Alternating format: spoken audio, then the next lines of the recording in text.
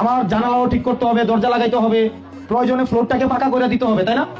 আমার দারোয়ানও পরিবর্তন করতে হবে, এবং যদি আরো সামর্থ্য আমি একটু বাউন্ডারিও করে দেবো, নাকি নাকি আমি ভাঙা ঘরটা ঠিক রেখে দারোয়ান পরিবর্তন করে লাভ আছে? কোনো লাভ হইব? কোনো লাভ আছে খালা? এই যে আমাদের দেশটা, এটা দরজা জানালা এগুলা ভাঙা, ফ্লোরটা কাঁচা। প্রত্যেক বছর আমরা 5 বছর পর পর একটা করে দারোয়ান আনছি, আনি নাই? চুরি ঠেকানো গেছে, ধান্দাবাজি ঠেকানো গেছে, বাটপারি ঠেকানো গেছে, চাঁদাবাজি ঠেকানো গেছে, যায় নাই। আমরা এখন দারোয়ানও পরিবর্তন করব, বাড়ির আমাকে বাউন্ডারিও দিতে হবে, দরজা জানালাও ঠিক করতে হবে, তার আগে আমার ঘরটাকে ঠিক করতে হবে। যেই সংবিধানের দোহাই দিয়ে হাসিনা রাতের ভোট দিনের ভোট রাতে করছে, করে নাই? আমি একজনের সাথে দেবিদ্দার কথা কইছি যে ভাই ভোট দিছেন কিনা গত 3 বছর, একটা দিতে পারি নাই। আমি কয়টা দিছেন? 45টা দিচ্ছি।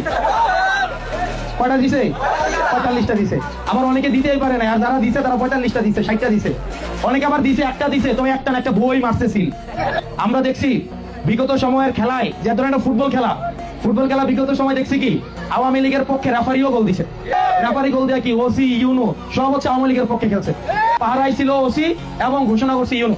এবং হচ্ছে ডক্টর মোহাম্মদ ইউনূস, আপনি খেলার নিয়মটা চেঞ্জ করে দিয়ে প্রয়োজনে ঘোষণা দেন আমি খেলার নিয়ম চেঞ্জ করছি এবং এই খেলার নিয়মের একটা আইনগত ভিত্তি দিছি। দেওয়ার পরে আপনি আগামী মাসে নির্বাচন দেন, আমি নির্বাচিত না হইতে পারে, আমার কোনো সমস্যা নাই। জনগণ যাকে ভোট দিবে সে নির্বাচিত হয়ে আমার প্রতিনিধিত্ব করবে, আমার এটাতে কোনো আপত্তি নাই।